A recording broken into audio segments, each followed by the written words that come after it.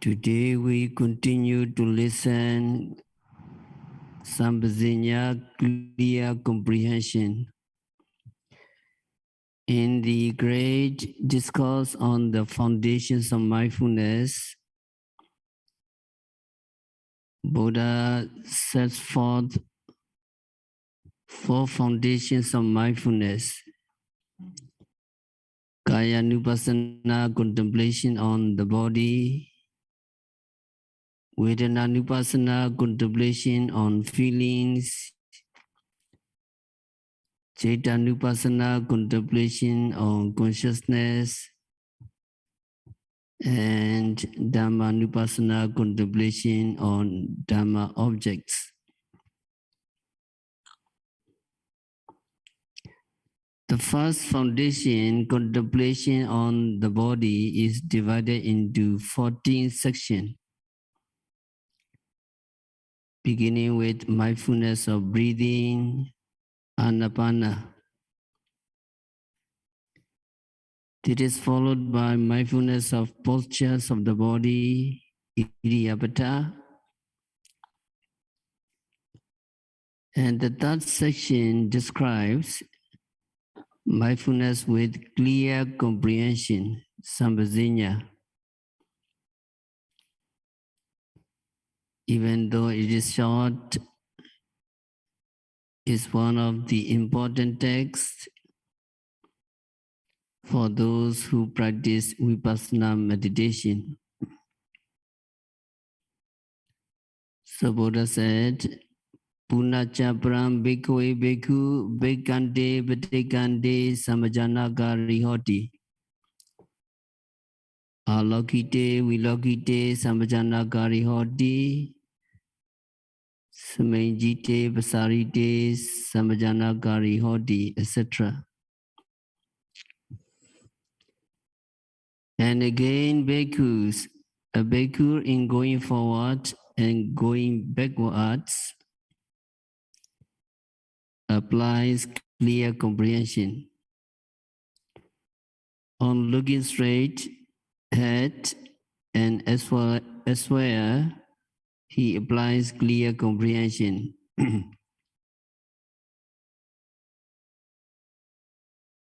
In bending and stretching his limbs, he applies clear comprehension, etc.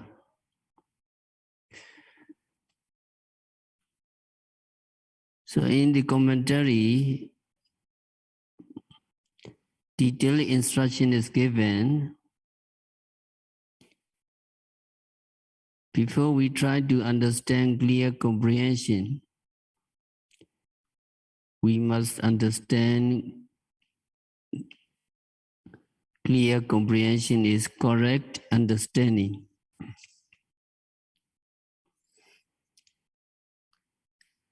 And the commentary said that there are 4 kinds of clear comprehension. Sattaka sampajanya, clear comprehension of what is beneficial or what is not. Number 2, clear comprehension of what is suitable or not suitable. Sappaya sampajanya. Number 3, clear comprehension of the result, gochara sampajanya.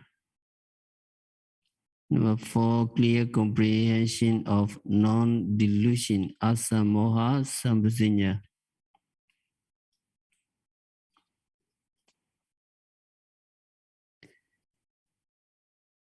As is customary, monks have to go out for alms to village.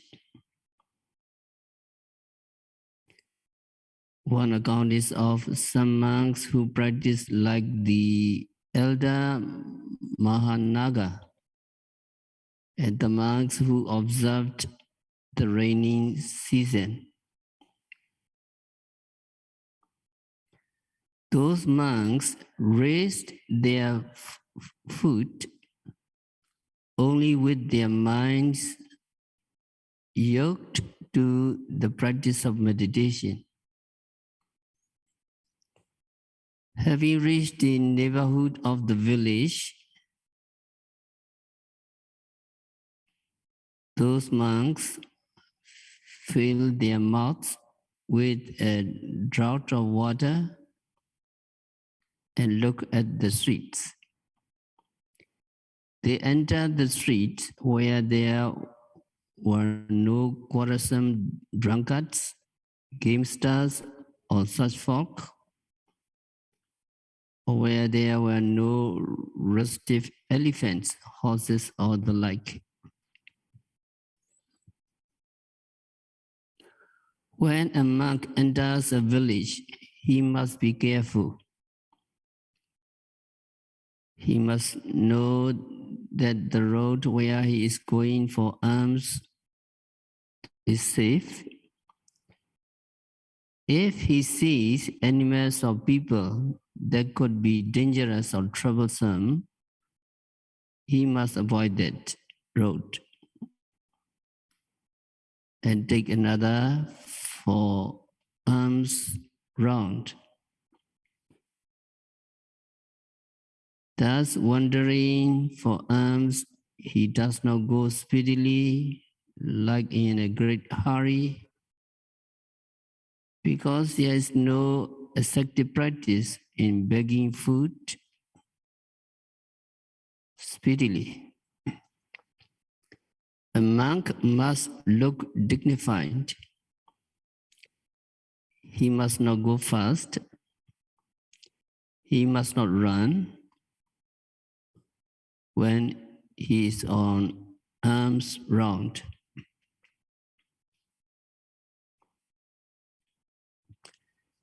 The word yajati, begging,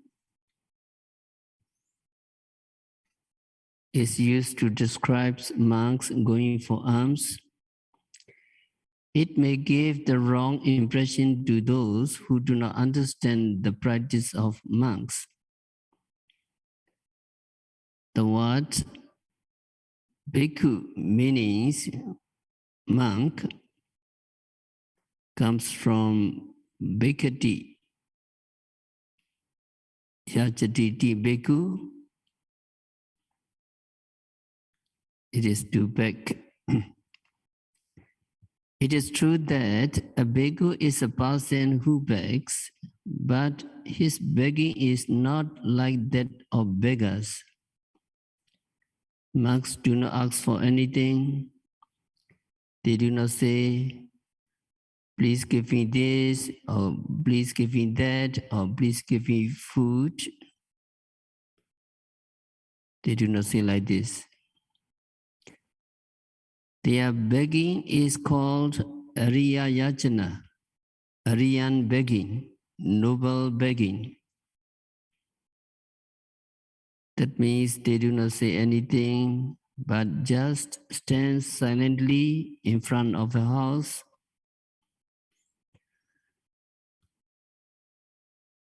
Devotees who know the custom may come out and offer them food or other alms.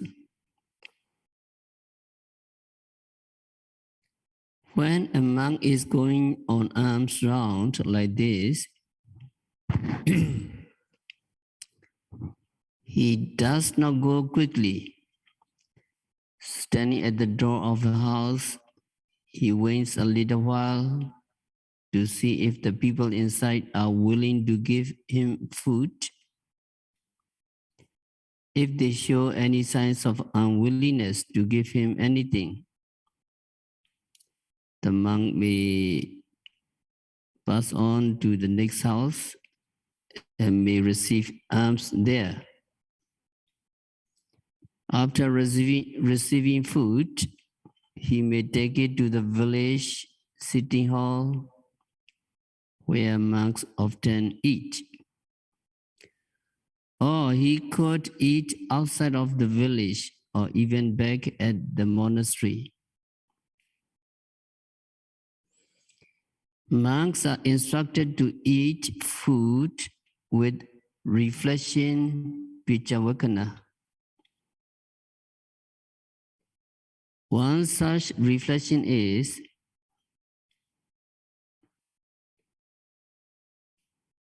Niwadavaya Namadaya Namandanaya. I take food not for sport, not for intoxication, not for adornment of the body, not for filling out some parts of the body, but just enough to practice what the Buddha taught. So monks must make this reflection, pichavakana, whenever they eat.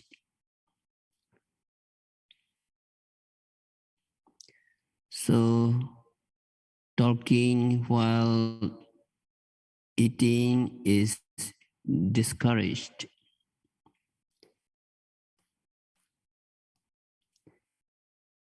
Monks also can practice a kind of meditation called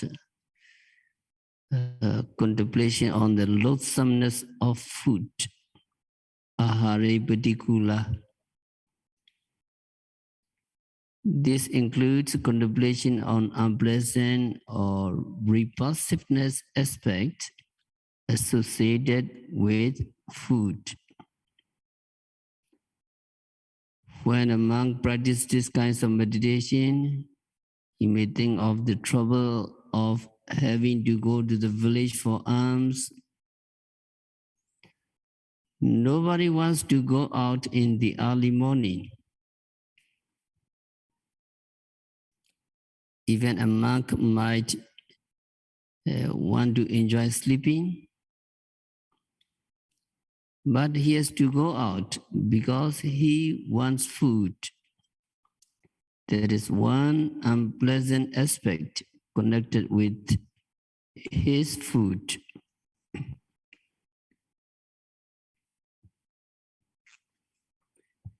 Having to go through the village from one house to another is also unpleasant. Sometimes people may give him food, but sometimes people drive him away with words of abuse. Whatever treatment he receives must be borne with equanimity. And after receiving food, he has to put it in the mouth. Then after entering the mouth and being chewed, the food mixed with saliva and becomes loathsome, disgusting. There are many other aspects of loathsomeness of food. A monk may choose any of them for practicing his kinds of meditation when he eats.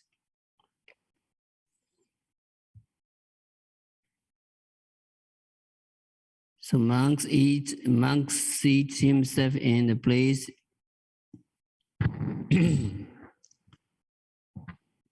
pleasant and good, attends to the thoughts of meditation with the setting up of loathsomeness in food, and reflects by way of similes of exhale greasing, applying ointments to ulcer, and feeding upon the flesh of one's own child.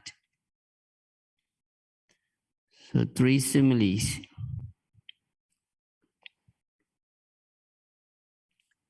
These 3 similes may seem unusual. How can eating food be compared to exhale greasing? Where bullock's carts are used, grease is put on the axle so that the cart will roll smoothly and not make noise. So food is eaten so that our machine of the machine of our body we walk well. In this respect, it is like greasing the axle.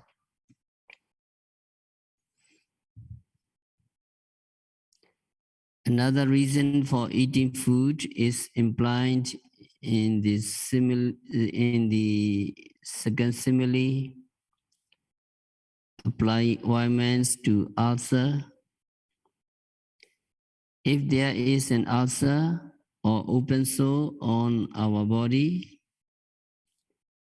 suitable healing ointments must be applied.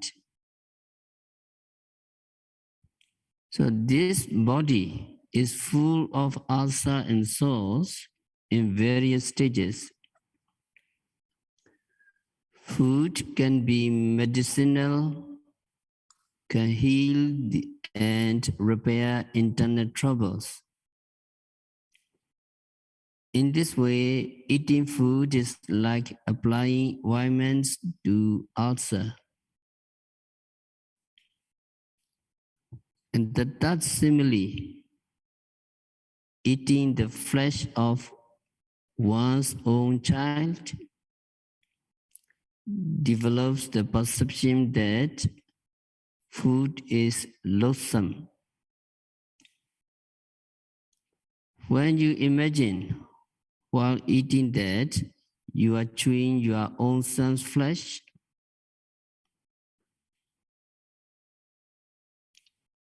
are there any pleasure? Are there any enjoyment? No, there can be no pleasure or enjoyment when you chewing your own son's flesh. There can be no pleasure or enjoyment, for desire and greed do not arise. There is only the necessity to eat to stay alive. In one of the suttas, Buddha has given the story which is based on this simile.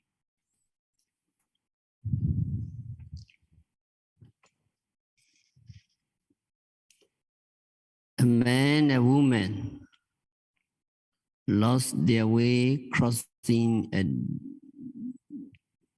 desert with their child. On the way, they have no food or water, so they sat down and discussed what to do, because they have no food and water.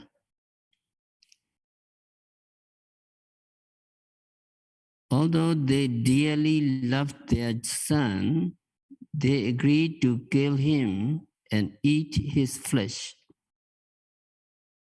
They reasoned, if we get out of this wilderness alive,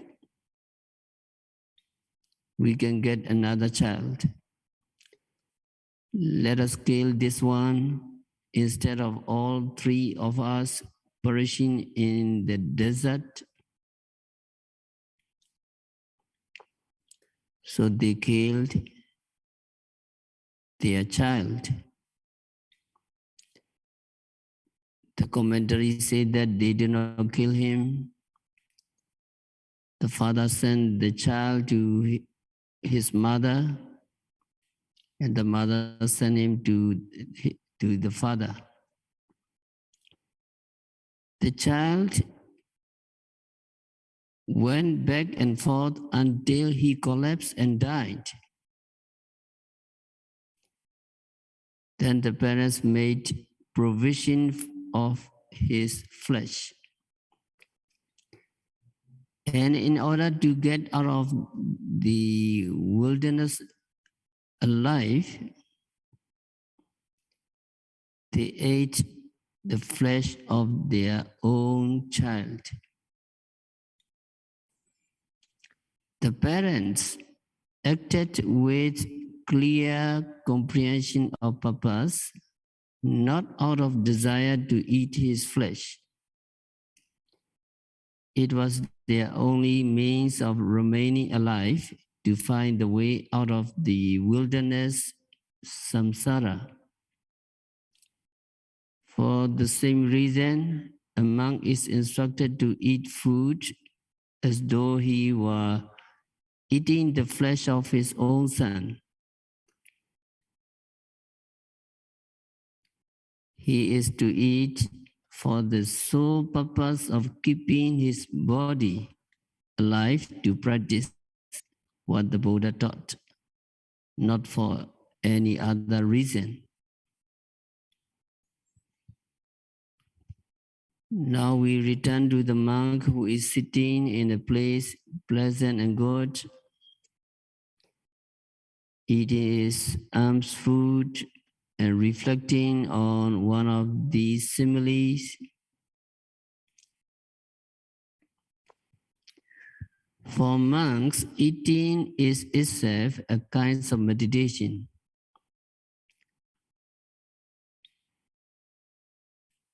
They have to eat mindfully.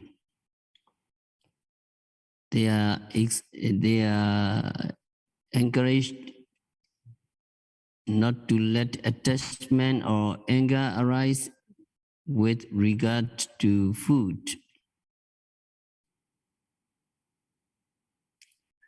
When you eat, it's not as important as how you eat it. Whether it is meat, fish, or vegetable, the important thing is not to let attachment or anger arise concerning it.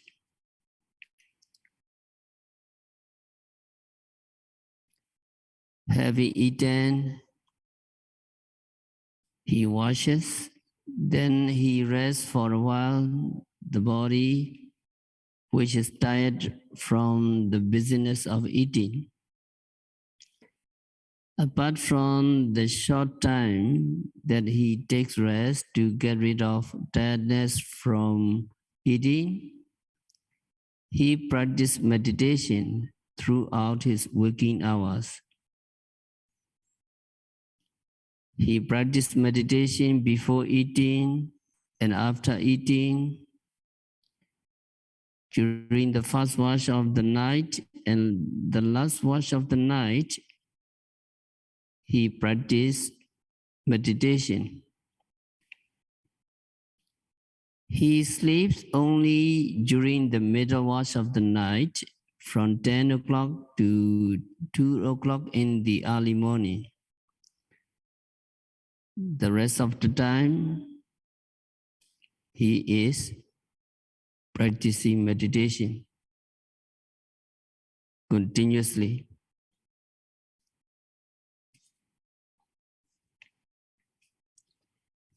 Of the four kinds of monks, this monk is one who carries forth and carries back the subject of meditation. When a person undertakes to practice this observance, he always takes meditation to the village and carries it with him on the way back from the village. He may avoid speaking by filling his mouth with water and by any other means of keeping his meditation uninterrupted.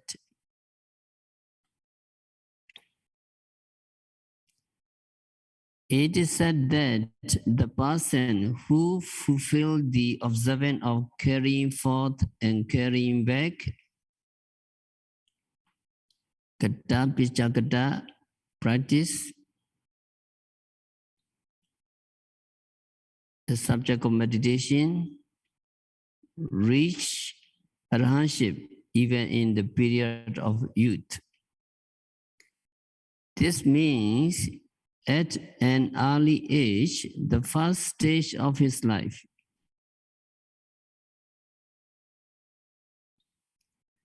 the life of our humans being is supposed to be 100 years. The lifespan is divided into 3. So the first stage of life means before the age of 33. However, such early attainment depends on certain prerequisites. That is, if he is possessed of sufficing condition, if he is possessed of paramis, if he is possessed of experience in the past,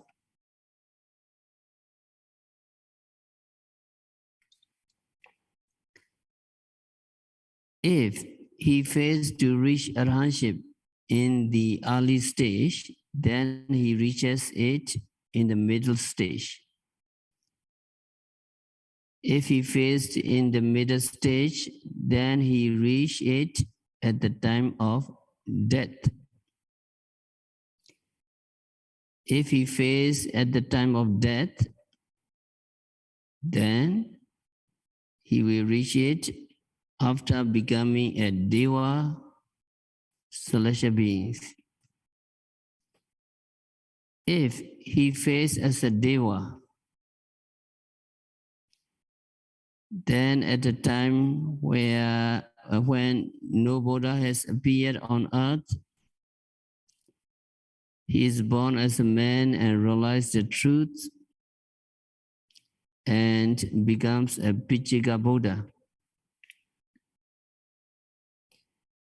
Pichika Buddha is a kind of Buddha called a silent Buddha or semi-Buddha. His attainment lies between the Arahants and the Buddha. Pichika Buddha has found enlightenment on his own, but cannot teach other people.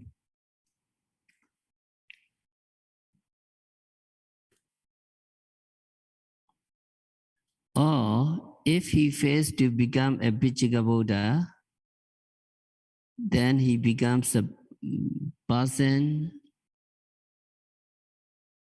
who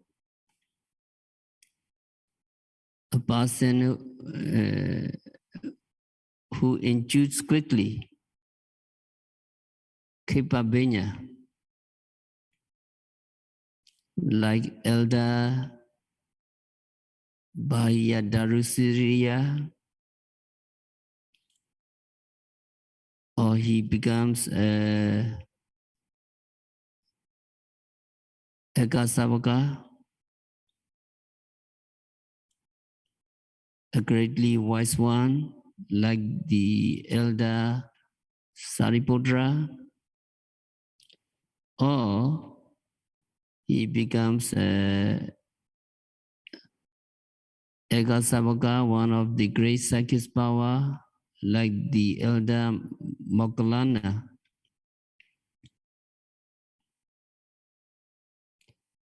Or he becomes one Mahasavaka endowed with clairvoyant power, like Elder Anuruddha.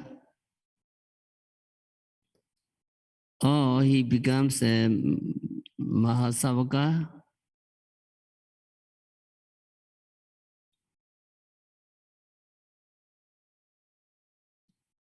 and expert in discipline, like Elder Upali, Vinayadhara. Or he becomes an expounder of the Dhamma, Dhammakatika, like Pona Mandanipoda. Or he becomes a forest dweller, Aranyika, like the Elder Yewata. or he becomes one of great learning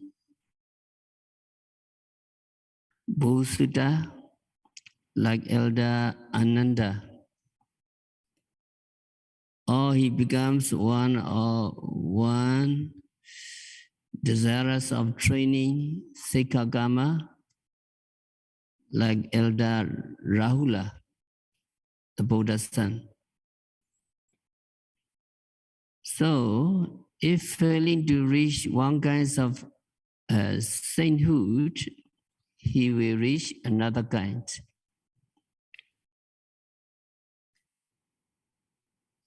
It is not too encouraging.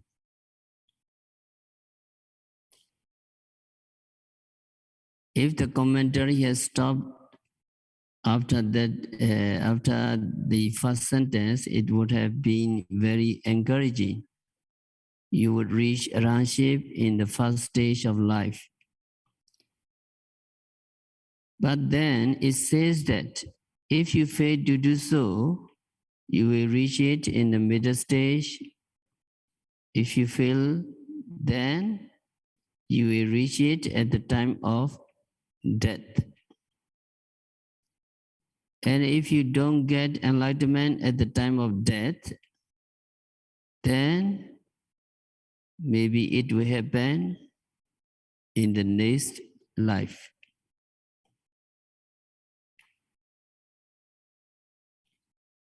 So the kinds of monk who carries forth and carries back the subject of meditation reaches the crest of clear comprehension of result. The commentary described this third comprehension as taking the result to the result and back to the result. But properly understood, clear comprehension of result, Gochara Sambhajanya, means the practice of meditation. Without meditation, there can be no fourth clear comprehension, asammoha sambhajanya.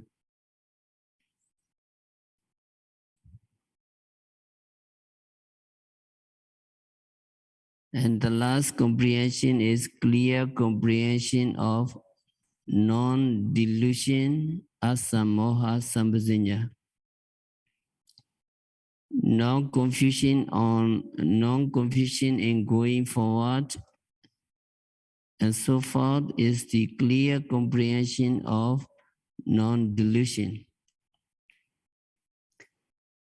This means understanding the reality in going forward and going back and so on. Clear comprehension of non-delusion is the knowledge or understanding of reality. It only comes as a result of that clear comprehension. For without meditation, there can be no wisdom. Clear comprehension of non-delusion is the wisdom gained through the practice of meditation. It means simply understanding correctly the nama-rupa. You are observing at the present moment.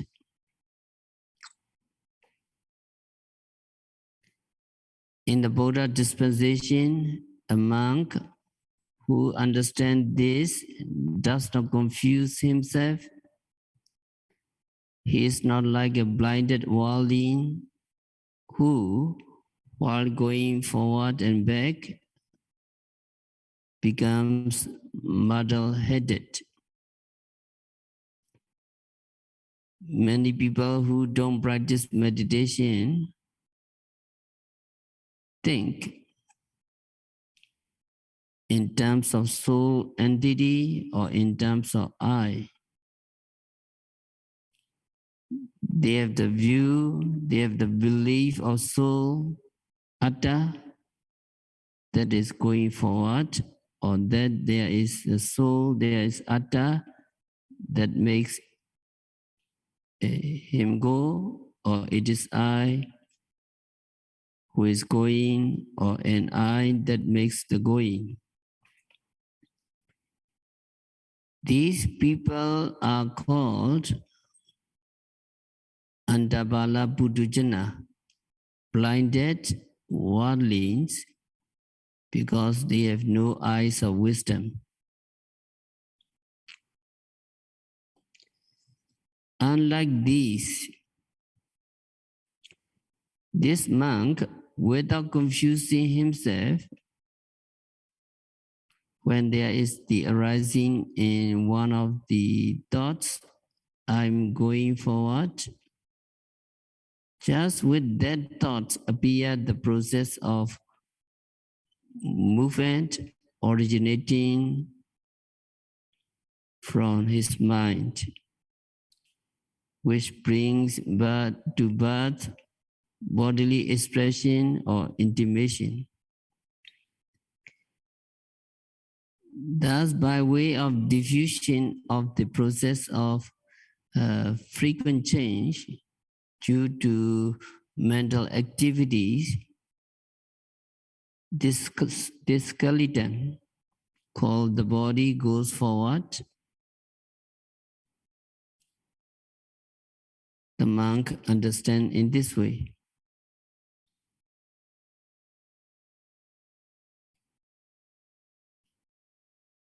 Without an explanation, it is difficult to understand. Before we make a step, there is the intention to make a step. That intention arises with its concomitants, consciousness and other mental factors.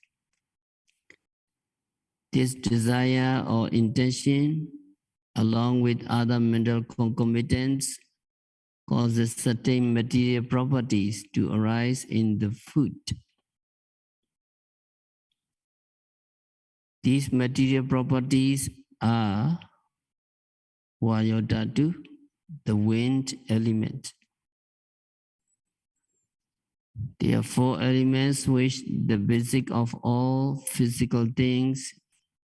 They are Pathvi-dhatu, earth elements, Apo-dhatu, water elements, Vayodhatu, wind elements or air elements, and Tejo-dhatu, fire elements. When there is a desire, or when there is a mind to make a step, this mind causes the wind element to arise,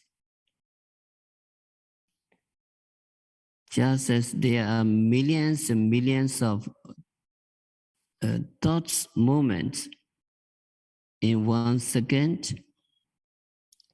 The material properties caused by that mind are also millions and millions.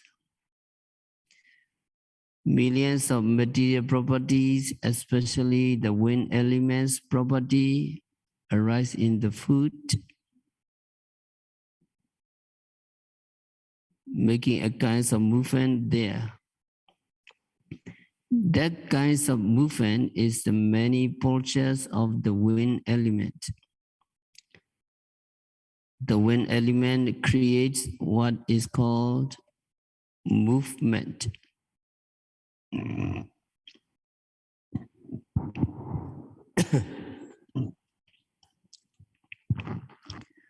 With that movement, there is stepping, there is going forward.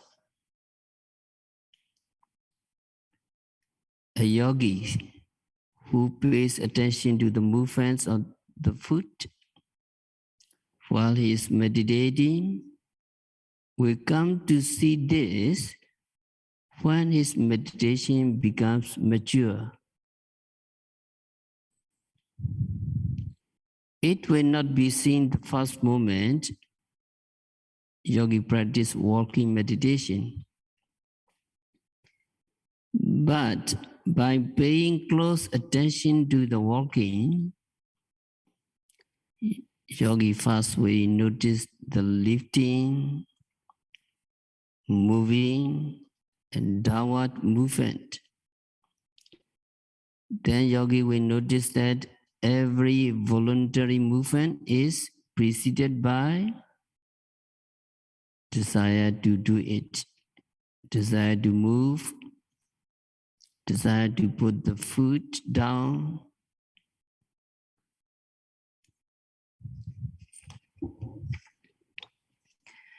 That desire causes some material properties to arise.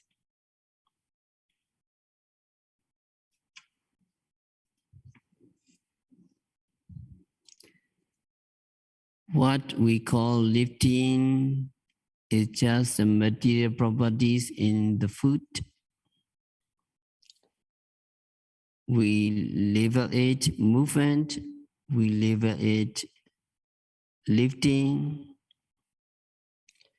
This will be seen when yogi's meditation on walking becomes developed. The diffusion of the process of moving due to mental activities refers to the arising of wind elements, material properties, as a result of the mind's intention to go. When the meditator knows in this way, he is said to have clear comprehension of going forward and going back. In raising the foot, two elements, earth elements and water elements, are weak. The other two elements, fire elements and wind elements, are powerful. So when you raise the foot, what you discover? When you raise the foot, it becomes light. Lightness is the characteristics of fire elements and wind elements. When you put the foot down, the earth elements and water elements are stronger, and the other two elements are weak.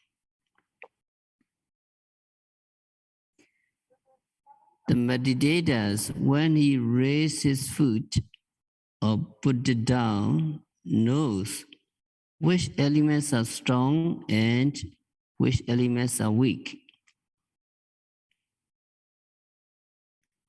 Some are strong, balavadiyā, some are weak, manda, in Pali.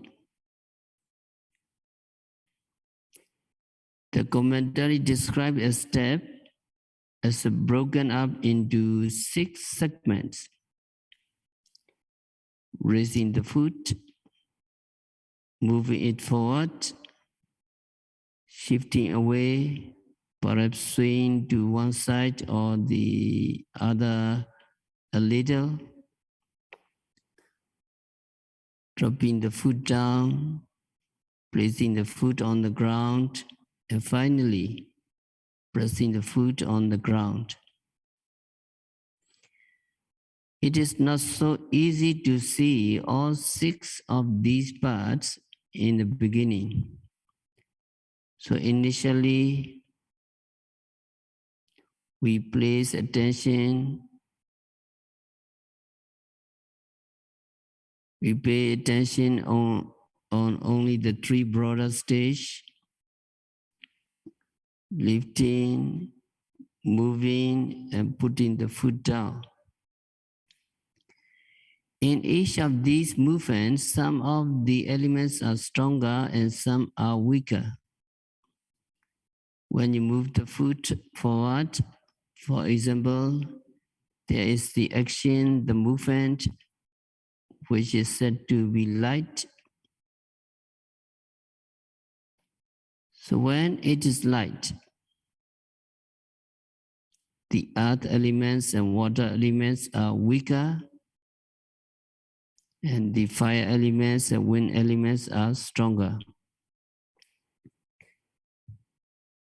A meditator sees or meditator understands this when his clear comprehension of result, the practice of meditation becomes mature. He also sees that the mind and matter present when raising the foot do not carry over to the next stage in which the foot is moved forward. And the mind and matter that are present in moving the foot do not last into the shifting away of the foot.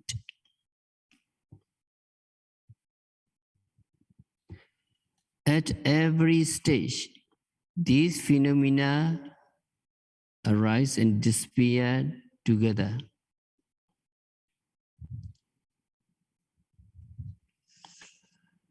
After coming into existence in several sections, links, and parts, mind and matter break quickly and disappear in the same place in which they have arisen. Neither mind nor matter moves to another place. Because there is a continuity of arising and disappearing, we may think that they move from one place to another. But actually,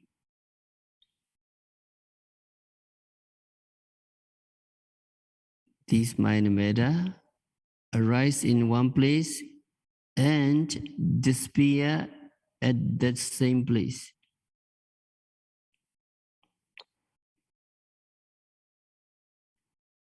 In the commentary, it is said, mind and matter arise and disappear section by section, link by link, part by part. Babban babban, sandi sandi, odi odi, hetwa bhijanti.